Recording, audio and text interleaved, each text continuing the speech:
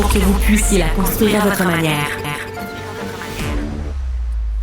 Bon, lundi, là, le directeur général de Brookfield Corporation, Justin Bieber, pas Bieber, là, pas le chanteur, là, Justin, comment il s'appelle, a témoigné pendant 2 heures devant le comité d'éthique de la Chambre des communes. Les députés ont examiné la loi sur les conflits d'intérêts. Et la question se pose, est-ce que les décisions prises par le premier ministre Mark Carney profitent à Mark Carney de Brookfield et ses amis et sa fortune personnelle?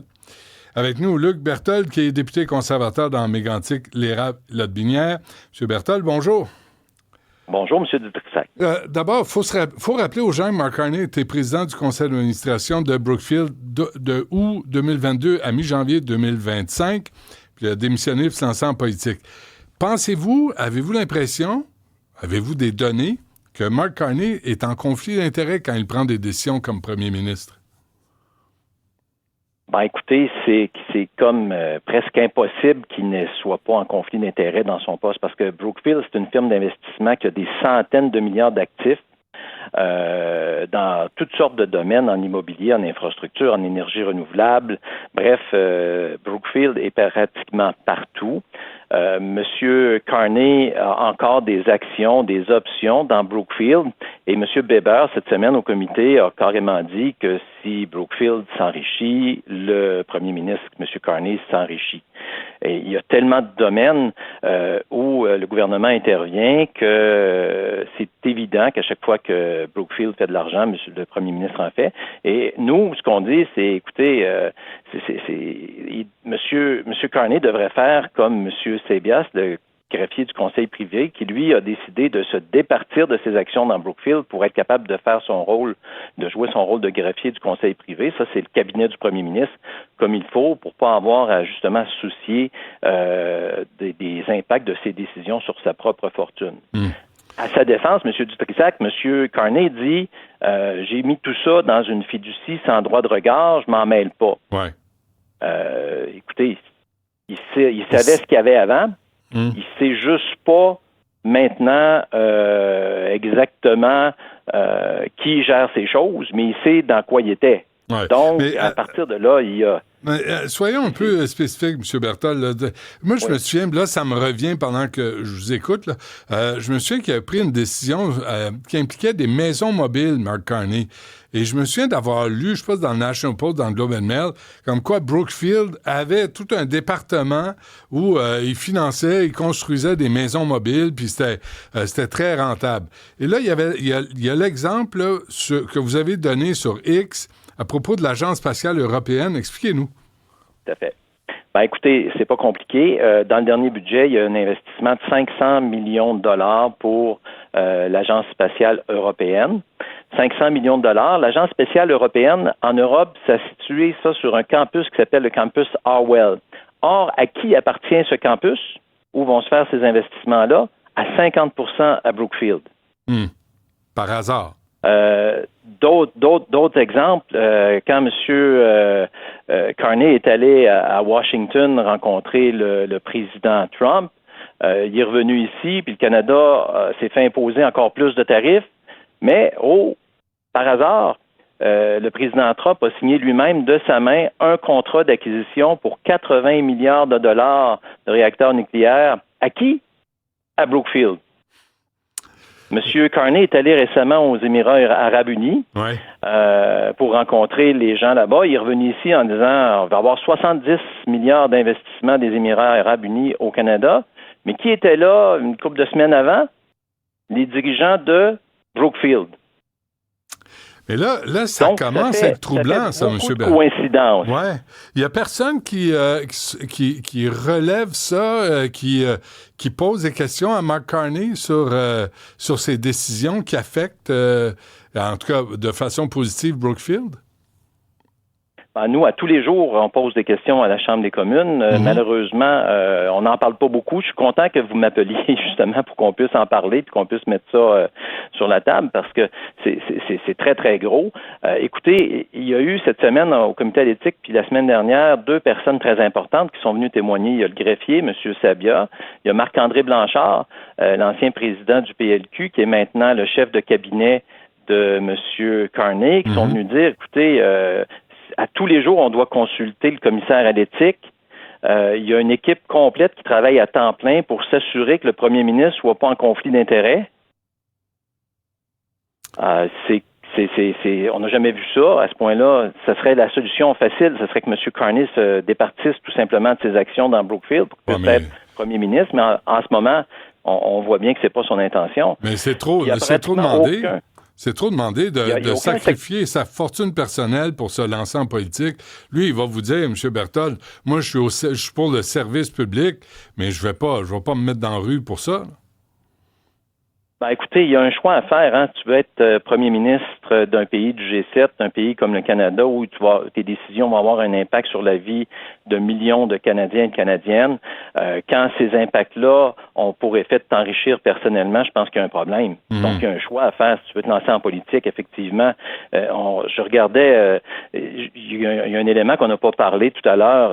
Vous savez que peu de temps après son élection, M. Carney a annoncé l'abolition de la taxe numérique qui devait faire payer les géants du Web. Oui. Puis on regarde les compagnies dans lesquelles M. Carney a des actions ou des options. Laissez-moi vous en nommer quelques-unes. Roblox, Meta, Airbnb, DoorDash, eBay, Amazon, Alphabet, ça c'est Google. Donc, il y a tellement d'éléments qui font en sorte qu'il y a des drapeaux rouges partout actuellement dans la gestion de M. Carney par rapport au conflit d'intérêts.